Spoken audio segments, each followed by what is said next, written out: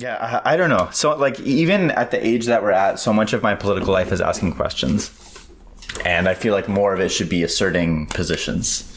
And maybe that's just getting sucked into the game.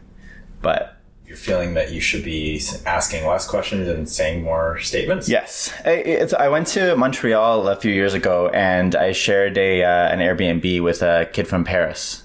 And there was another guy in Montreal also from Paris through some weird coincidence that he went to high school with. And he's like, oh, I really want to see my friend. And he's like, I want to hang out with you too though. Like, come, like, let's go out. So like we went and we had dinner with this guy and his French politics were just like down. Like, I think his education was in history, so he was a little more equipped to look at some of the issues. Okay.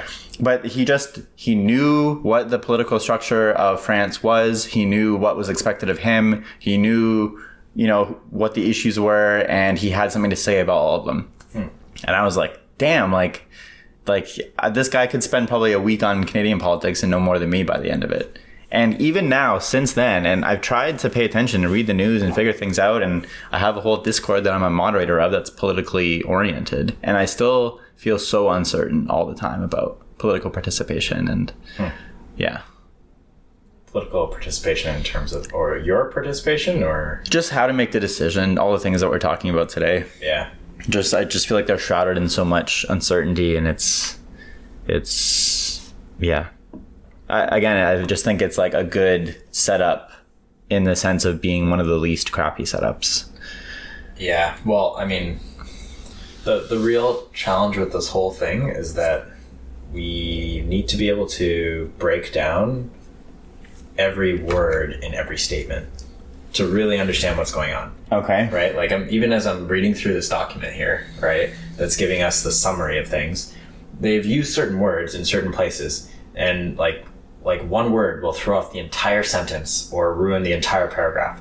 Can you give me an example? Yeah. Let me see. Because I did see that on your list of discussion points, and I was curious what it meant. That's how I feel about data. Yeah, no, exactly. That's exactly it. And I'm not sure, like maybe this document specifically was not quoted. I think it's their own summary of things. So okay. They chose the word, or didn't choose a word usage as carefully as I could have. Is this from a platform or the Communitech kind of summary thing? The Communitech kind of summary. Yeah. I want to ask you about that because I am curious how many... I've heard of that happening in like corporations or certain businesses where they're like, look, this is kind of the party that's best for the business, so maybe keep that in mind when you're voting. I'm not sure if that's the most ethical thing to do, but I'm curious what other business groups get those kinds of documents like you got about like, it's very likely that at least professionally, this is a set of interests that you're aligned with. So here's each party's position on those things. And I found that Communitech document to be like astonishingly detailed, actually. Mm-hmm. Yeah, I mean, no doubt they've definitely got a lot of good information in here. We also kind of traded the federal budget, and I was like impressed at how many, maybe not impressed, but like, again, you think that you can make sense of things based on looking at a platform, which is already a lot of information. But when you look at the actual budget, it's even more than that. It's more than... It just covers more issues than any, specific party's platform is going to go through at a greater level of detail. Right. Which I think also gives an advantage to the incumbent. Like, I think once you've been in government trying to solve a bunch of issues, you just know more about them and you know what the barriers are to trying to solve them. So if somebody else gives some pie in the sky solution, you'd be like, obviously we would have tried that, but here are the reasons that it wouldn't work. But then you also don't want to be that guy on stage talking about why things don't work. So right. Tricky balance. It's part of the game. Yeah. Yeah, I mean, it doesn't really need to be... That's okay. Something specific, because I mean, I have a section that I want to go through more specifically anyway. Okay. Just related basically to the labor concept. Something else I'd be curious to ask you is if you had to kind of go through the major parties and give some like really quick, like 2 or 3 word association, like when you think of those parties, what comes to mind for you? And I think it would be interesting to see how well that actually lines up with what they've publicly stated their positions on those things are. So you think, Conservative Party, what are your like immediate associations? Like what is that sort of brand, I guess, bring to mind for you? Is that the question? Yeah. Sure. Yeah. We can start with that. Okay. We can go through whichever one. Well, so I mean, conservatives. Okay, but this is just like more of a philosophical kind of answer, because I don't actually know what their parties are running for a lot of the times. Like, I think it's more like business oriented or more money focused. Yeah. So that would be my answer. I agree. Yeah. And from like philosophically, I think you can say there's kind of this idea, what they call like big C liberalism, for example. Like, I have a couple of books about the history of liberalism as a philosophy that's been sort of manifested in different countries at different times. And then there's also the Liberal Party of Canada, and you can do an assessment of how well does the Liberal Party demonstrate those liberal values, and where do they maybe stray based on their positions on a few other things. The Liberal Party in Canada, I think, typically has been caught in the middle of the Conservatives and the NDP, or the sort of progressive left wing, for a pretty long time. And I think that puts them in kind of an awkward position where they're constantly changing the definition of themselves to position themselves into that center. So the more the NDP kind of gets support for progressive issues, the more the Liberals will incorporate a few of those issues into their own platform, because people are more comfortable voting towards the center anyway. So I think the NDP has actually, I'm not sure if it was Jagmeet or somebody before him, has criticized the Liberals for just stealing their best ideas, basically. And similarly with the Conservatives, I read an article in preparation for this about Stephen Harper's kind of philosophy towards the Liberals as a prime minister. And his opinion was, there are Canadians who will never vote for progressive issues, but may lean liberal if there's sort of this alternative to the Conservatives. So he really wanted to make the NDP feel like the legitimate opposition. Like, he basically thought that the Liberals are just this in-between party that doesn't stand for anything. So we should basically ignore them and treat our opposition as this super progressive, threatening NDP party, and then everyone will vote Conservative, which I thought was very strategically, at least interesting. Aggressive. Ended up biting him in the ass, because then the Liberals won a majority government after his, I want to say reign, but that sounds like a terror. After his, pretty long stay in government. So right. So conservative, you said business friendly. Did you say that? Yeah, probably business oriented. And financially kind of aware. I think so. Okay. So yeah, and again, we're not saying that this reflects the party platform, but just immediate perception. Yeah. So for me, it's low taxes. It's, this idea of being business friendly. I think the current incarnation has tried to become the party of workers. I also, from a negative point of view, associate them with sort of waiting for markets to solve problems as opposed to taking government action, which I think in some places is appropriate. In some places it's just slow, or maybe too caught up in profit to actually solve certain problems for people. Mm-hmm. So maybe so I don't know, what's your liberal association maybe in response to that? I was just going to say, I don't think I have a good enough understanding of liberal or NDP or conservative really to make a claim or a statement about any of them. The only thing I've only just again recently understood is that NDP is far left and liberals center left and conservatives on the right. Yeah. Okay. Which that's it. It's like, okay, I don't really understand those definitions well enough to be making those statements, but here we are, right? Yeah. The language of politics is definitely a kind of specialized area that people, even within it, disagree on, especially what constitutes the spectrum. Right. But so, okay, let me just go through a few then. So NDP, I probably have the least accurate or like detailed impression of, because I was surprised to see, looking at polling numbers, that they have quite a bit of popular support across the country. They're pretty consistent too. So on the coasts, typically you have a high support for liberalism or progressive issues, especially the West Coast. And then in the prairies and kind of central Canada, you have strong support for conservatives. But the NDP are pretty consistently around that 20% popular support mark in a lot of provinces, which I was surprised by, because they don't get that proportionate representation in the number of seats that they get.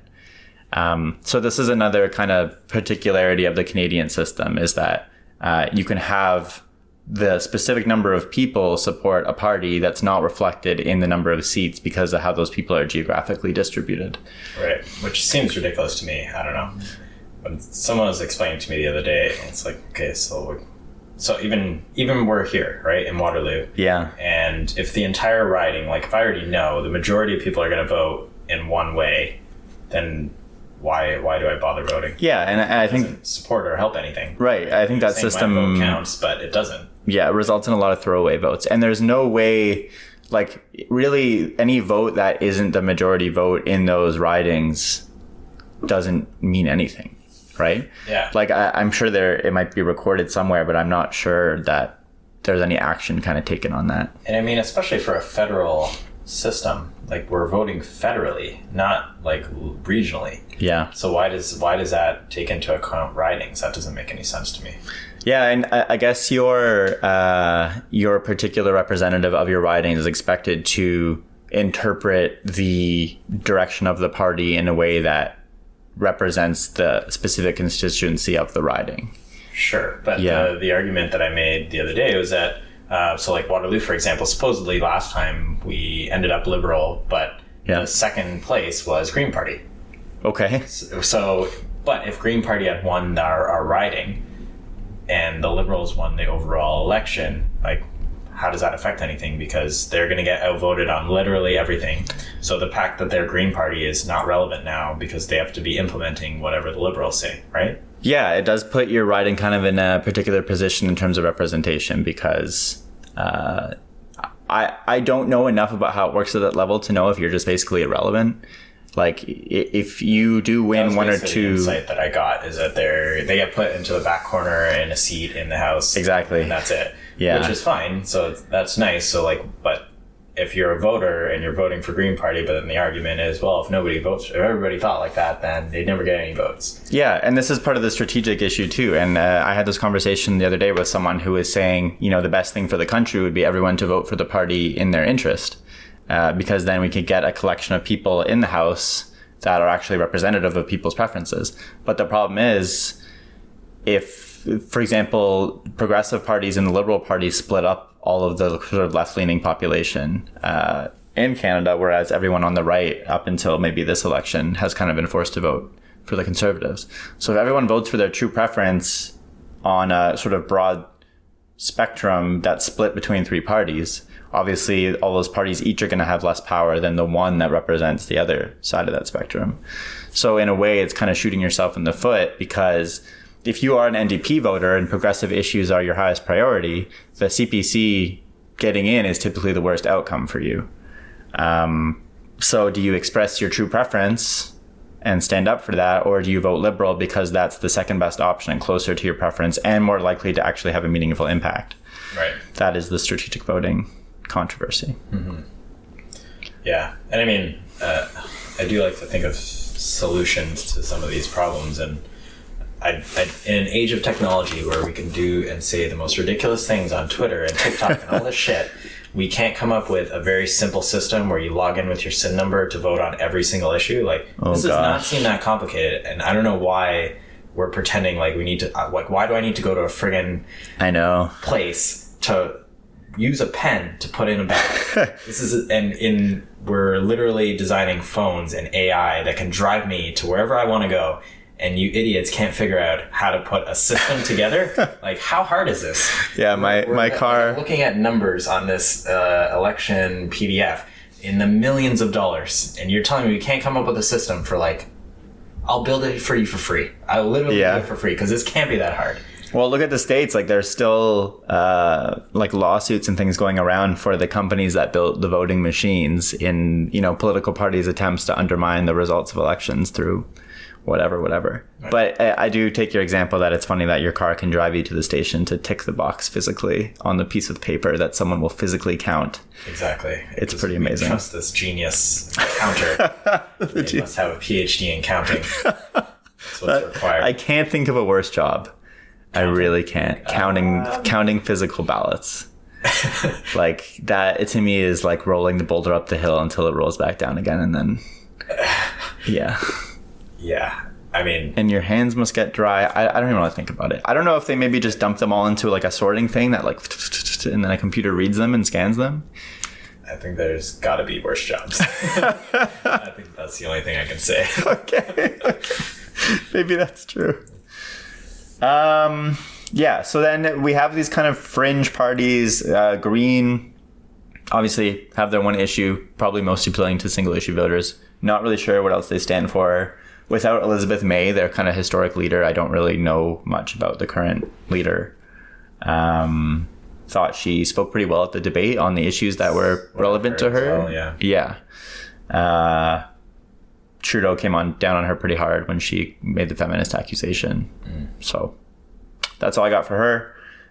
PPC, kind of a fun, well, I shouldn't say fun because it's a little bit concerning, but kind of the joke party right now, I'd say.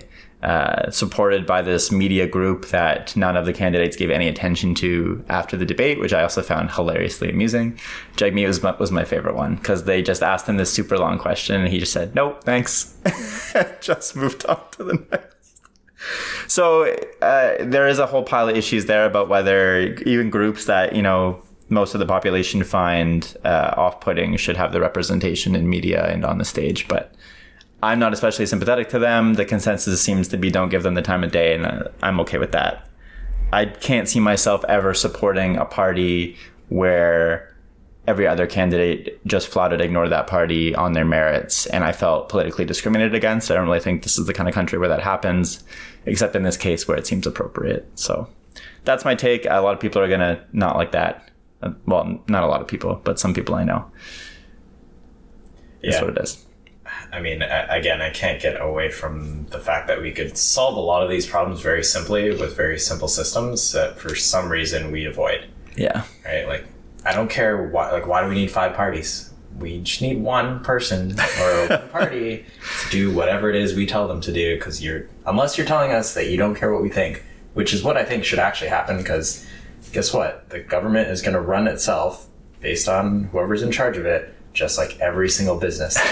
You don't have a CEO saying, hey, everybody, please vote on what you think the company should build as their next product. It's like, no, because you have no idea, because you didn't do any research, you don't have the information, you don't know how we started this company in the first place, so I'm not taking your opinion. It's not valid. Okay, here's something I want to touch on, because this came up around the dinner table the other night. Sure. In what way should government function like a business, and in what way should it not? And when we're assessing the merits of politicians, in what way does a business kind of oriented skill set make you good at politics, or is there kind of something else to it?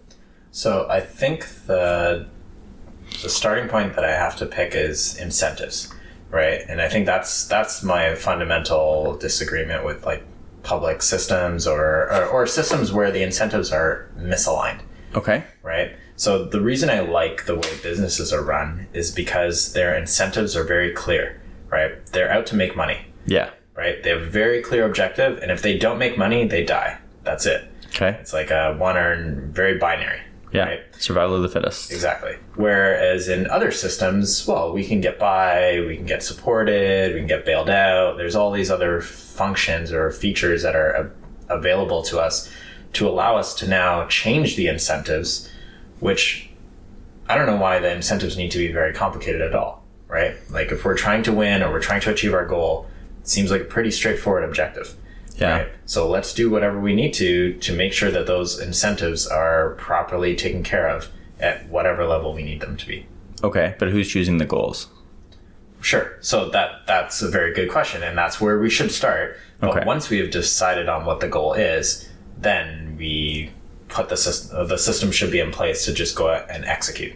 Right? Okay. So definitely up front, we should be putting the right people in the right places to make those decisions or do the analysis or figure out the logic to be able to understand what's going on. But either way, I should not have a say in that because I know nothing about it, right? Okay. Do I know anything about international policy or how we're going to interact or trading rules or whatever between countries? Like, no, I know nothing about that. Why am I in charge, or why do I even have any level of say in how this should go? Right. Like, I shouldn't, right? Just like I should have no level or ability to say how X company that I used to work for should run itself because I don't actually know how they run themselves. I don't know how they make money. I don't know how they did any of these things to get to where they were to be able to hire me in the first place. Right. I just know that I work there and I have an opinion because I think I know stuff based on like the limited amount of time I've spent there. Well, even this kind of astonished me in a course I'm taking right now where we use annual reports of businesses to draw a lot of conclusions about how they should handle themselves in the future.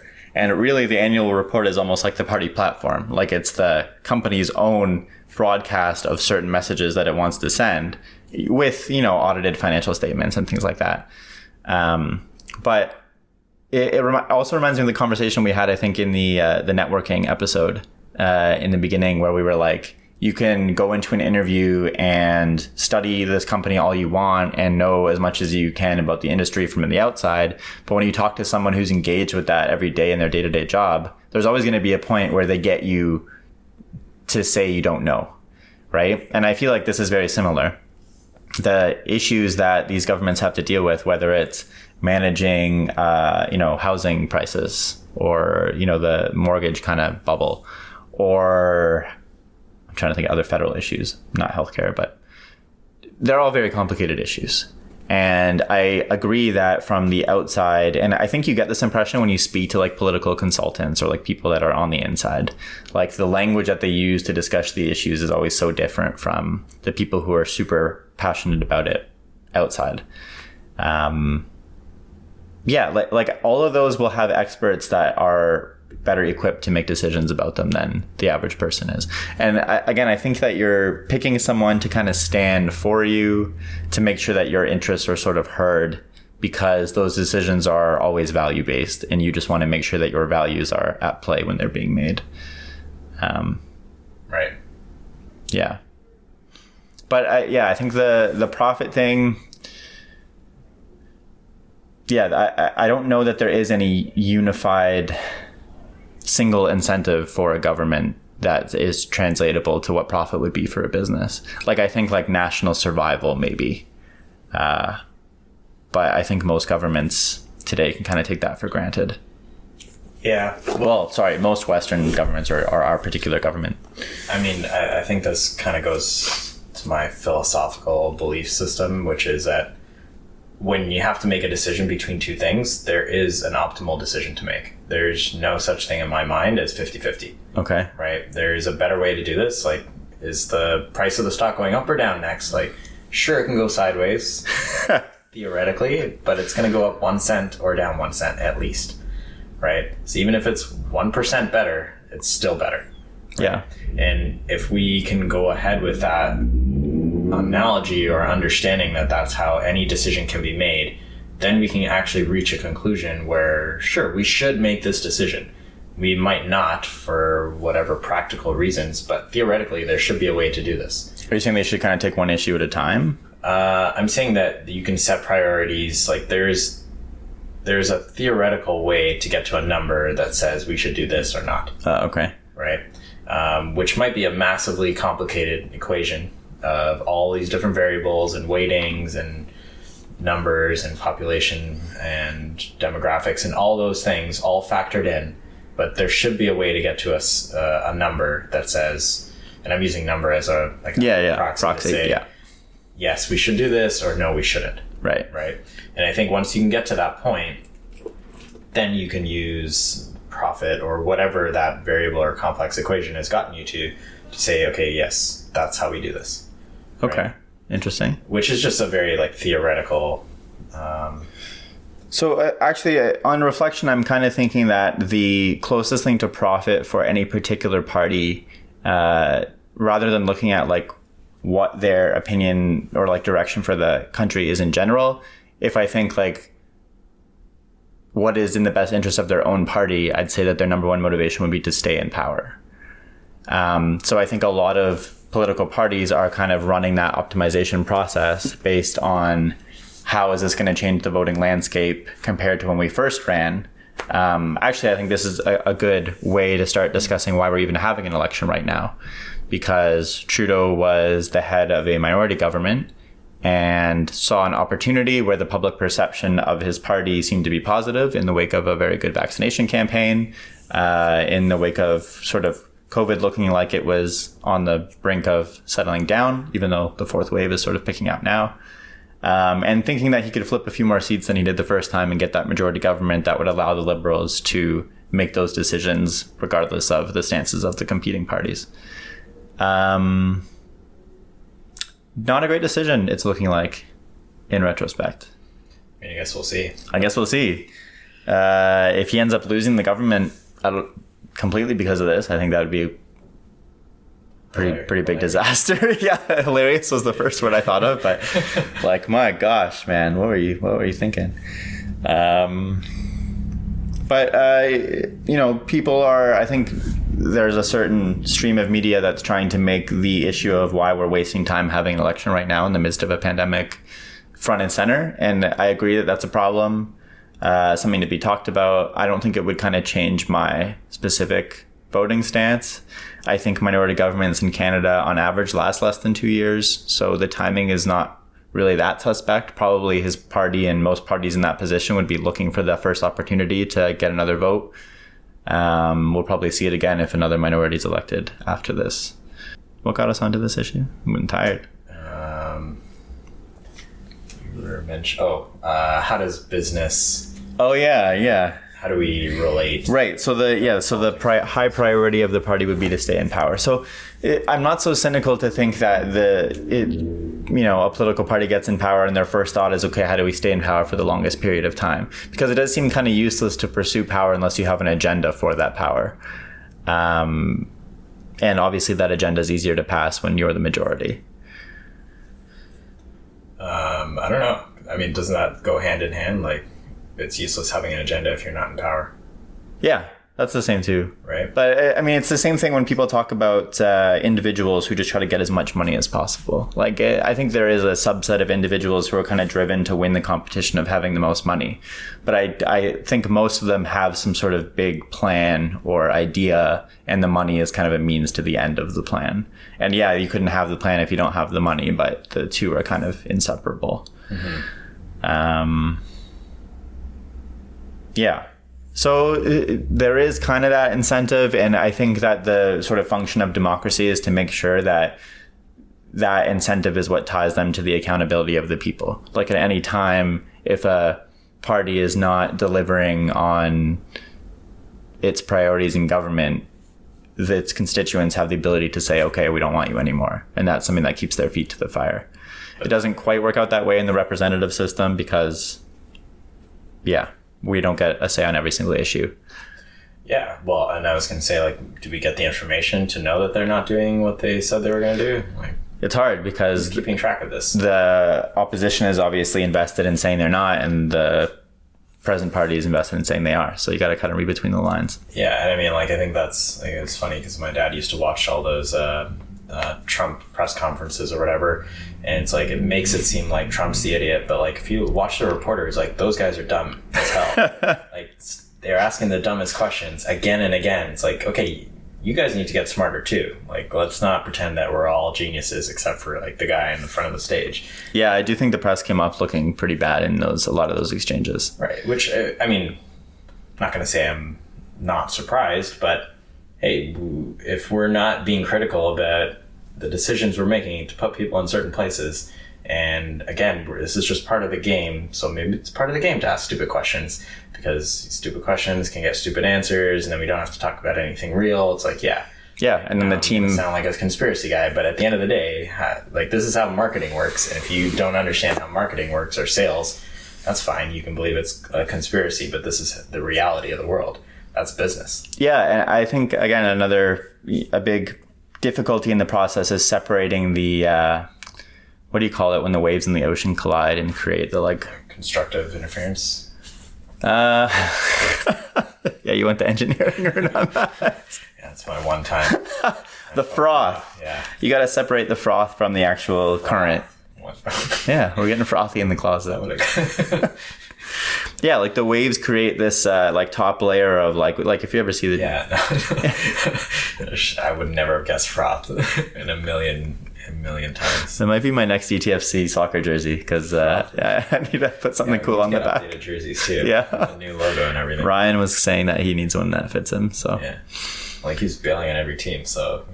Yeah, he had a really bad day the other night because he said he didn't want to play soccer because he was going to play hockey on that night, and then hockey said no, and then he's like, "Oh, I'll play soccer," and Alex said, "Dan says the team's full." Yeah. So he just is. You missed it by like this much. I felt so bad. He was really hurt. Yeah. Well, I wasn't expecting. If I had known that it would have been it was a 50-50, then I would have held the spot. But. Yeah, and he brought it up completely on his own too. Like. We weren't bugging him but he's been working out all summer and like getting in good shape, and now no one wants him to play sports with. So sorry, we'll find him a spot. Oh, poor guy. Okay, can we translate any of this towards the end into actual practical advice? Like, we've kind of given a breakdown of how we think about the issues. We're not in positions where we want to kind of encourage people to vote for specific parties, but is there a simple message that we can deliver to close this out? Yeah, I mean, I think it just ties back to our critical thinking session, which is exactly the same here. And I'm going to read off just one sentence here that might be relevant, hopefully, to our student population. But there's a position held by the Liberals about talent incentives. So the statement is that the Liberals are looking to increase the wage subsidy to $7,500 per person in the student workplace placement program for post-secondary students, while also expanding employers' access to the program with $240 million. If we were to break that statement down, which literally just one statement, which barely takes up like a couple lines on a 6-page document, which is also summarizing only the certain categories for 3 parties across blah, blah, blah, whatever. Okay. The point is, do we even understand whether that is a good thing or a bad thing, or who is it relevant to and why should we care? Anything like that, right? There's like 10 questions we should be able to ask about one statement on this document that if that's relevant to you, you should be doing that as part of your exercise of telling you who you should vote for. Okay. So like, what is the program? How well is it working? What would putting more money into it do? Exactly. Okay. And then I'm going to give you some insight into that program itself, because this is basically the co-op program where they've, this is part of what the government has been doing to support students being hired in the workplace. Okay. The thing that you have to understand about this is that this program does not work if the company has no money. So the company needs to pay the student first, which for a lot of companies is the initial problem. So this program, with all its good intentions, does not solve the problem for a bunch of small businesses that don't have the money to hire students. Okay. So the fact that they're giving this placement this subsidy really only affects the companies that were already hiring students that are now just going to save a bunch of money for hiring students. Okay. So no additional students are going to get hired based on this program. So they can pump as much money as they want into it, but they're only saving the big corporations money. Right? Okay. That's a nuance that as a student or as somebody outside who has never applied to this program or has never hired for it would not know. Okay. Right? Interesting. Yeah. Which obviously is not stated at all in here. Right? But you would have to do some digging to understand how this program works for you to understand. Otherwise, you're going to look at this and say, oh, $7,500 per person and per placement. That's pretty good. And that equates to, so if you're hiring a student at minimum wage for a 4-month term, you're probably going to spend about $10K. Okay. So this is 3/4 or 75% of that money, right? So if you're thinking that way, you're like, wow, that's actually pretty good. Yeah, a bunch more students. Absolutely. And $240 million sounds like a pretty big number. It sounds good too. Is it actually going to be effective? For who? Right? Yeah. Okay. And that's, but there you go. And the only reason I'm able to say that is because I actually have the information to say that I've gone through this process, or I know how this works, or I know why people would or would not be able to take advantage of this. Right. And I never prompted you to actually describe what that document you're citing from is, so maybe we should do that. Yeah. So it's basically like a briefing, they're calling it a briefing, but basically this organization, which I will not name, has decided to put together a summary of all the information that they think would be relevant to startups or small businesses to give them some insight on the main three parties, the Liberals, Conservatives, and NDP, on their different platforms under different categories, right? So like that one I just read was like one of the three statements under talent incentives. Okay. Right. But I guess the overall point here is that that's one small statement in a 6-page document for one party, that if you were not aware of how that program worked, you're going to get misled very easily. So does the concept of being an informed voter become overwhelming when you look at the difficulty of parsing that one statement? Absolutely. Yeah. I mean, but this is the problem that I have with this entire system, is that we're expecting this educated voter to show up to the polls or the booths to place their vote. It's like you couldn't even be educated upon that one statement unless you had some insider information or you've gone through this process. Yeah. Or you dug for like a whole day to find out about this, right? So like, where are people going to get this information from? Who's going to be giving them this nuanced information to say, oh, well, that's why that actually doesn't matter. Yeah. Or that this doesn't help. So that, to me, turns this entire document into a marketing document. Yeah. Which, okay, I'm looking for factual information to help me make a decision on something that I think is going to affect me. And now I'm having to deal through your 30-second commercial of crap to sell me your product. Yeah. It's like, yeah, well, welcome to how this system works. Right. And then it's hard not to just fall back on, well, every piece of political information is just playing that same game. So what is really the output of the effort I put into figuring it all out? Exactly. Which, wow, that's very cynical. It's overwhelming, man. Yeah, no, for sure.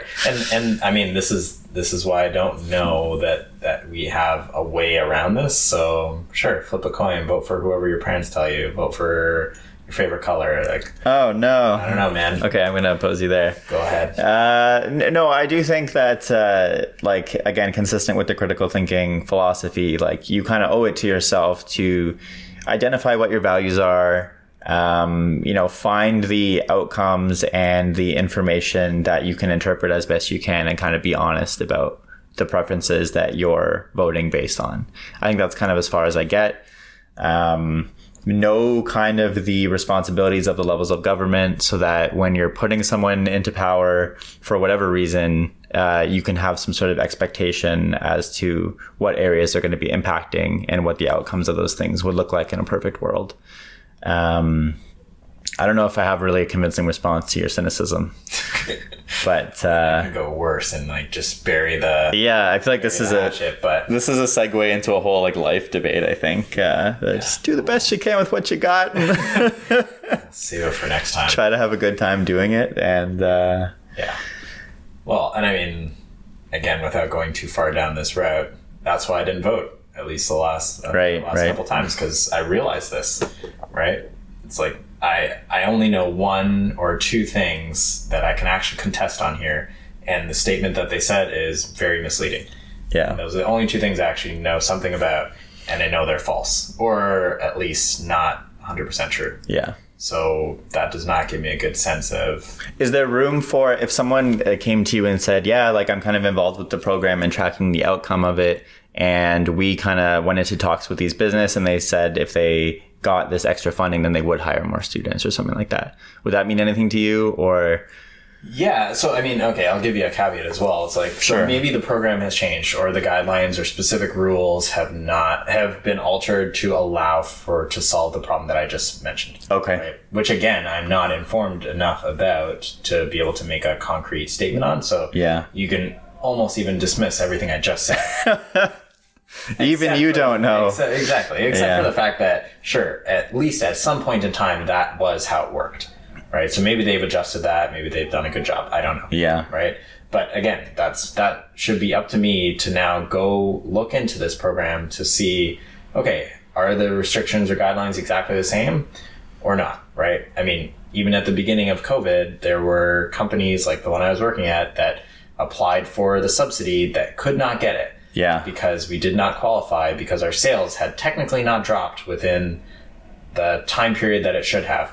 And yet, the very next month, we had to let go or temporarily lay off 6 people. Right. Okay, so explain how that works, right? And our business was obviously supported by the wage subsidy. No, it wasn't. Yeah, right. And it's almost like scenarios where that kind of stuff has happened. But okay, maybe again, now to contradict that or play devil's advocate, if we're the minority and that's a very small subset of what actually is happening, maybe the majority of people actually are getting supported by these initiatives. And then it is what it is. We're just a minority. Yeah, that was just your particular instance. We're the outlier. So yeah. Okay. Possible. Well, it's good. Good for you for being qualified on your position. And I think again, this is going to sound soft, and I don't like taking, a hard stance based on these like soft justifications. But I was listening to a podcast on the way here by a guy who works in finance now, but grew up in the Soviet Union. And the host was kind of asking him like, when the Soviet Union collapsed, like what was the perception of the people who were there? And was it like this total nightmare? And like, was everyone kind of aware that it was going to happen? And it was just like what day it was going to happen at? And his take was really interesting. He was very clear that, the Berlin Wall, for example, came down in 1989, and he was visiting the Soviet Union after he'd left for the first time in 1988. And he said, yeah, everyone knew that it was going poorly, but nobody had an idea that it could collapse. The possibility of it like absolutely falling apart was not on anyone's mind, even though it was almost like it could just infinitely do worse and worse, but would never come completely undone because that is just too hard to comprehend. And I thought his perspective on that was so interesting, and he tied it to confidence in financial markets, and basically interest rates being something like the confidence that people have that the central bank will act in response to inflation, for example. And really what keeps the system going is not necessarily this underlying function, but everybody's idea that things will keep functioning as normal. And what really brings it down is a loss in that confidence. So I think the political analogy is that, you kind of recognize, as we have here, that you're not necessarily playing the game in a perfect way where the parameters are clear and your participation is having an effect that is obvious to you. But what you're kind of doing when you're voting is demonstrating this faith in the system that is necessary to keep it running. I mentioned that when you vote, you're kind of giving consent to the things that happen in the future in a sort of type of way that's important. And I think that's really closer to what I meant was this demonstration of faith in the system, and that, there is governments have had good outcomes in some cases, maybe not the best ones. But internationally, our COVID response, for example, has been less bad than it could have been. Less bad is always really the evaluation I come down to. Yeah. So I don't think it's meaningless. I do think it's challenging. I hope that we've illustrated some of the challenges here. A message of hope. Message of hope. Very deeply shifting and uncertain hope. Yeah. But better than my cynicism. That's a good place to... Yeah, maybe we'll just cut. We'll see you guys next time. Do we have any plans? Future guests? Promises we want to make? Break? Yeah. Where's our marketing? Tally. Oh, man. Tally, you've been called out. Let's go. It's going to be fun. I actually talked to Tally one-on-one on a recording a long time ago, and she's come a really far way since then. She's actually designed this whole corporate event coming up, which she happens to be very good at. So I'm sure she will have a ton to say about stuff. Yeah. Well, and I had a good title for that session as well. I forgot it, but it'll come to me in a second. Okay, well, good guess, good title. Yeah. Promises being made. This is not a political platform. How to work your way up the corporate ladder while making friends. Oh, that is Tally will love that. Yeah. Okay. Well. Alrighty. See you then. Sounds good.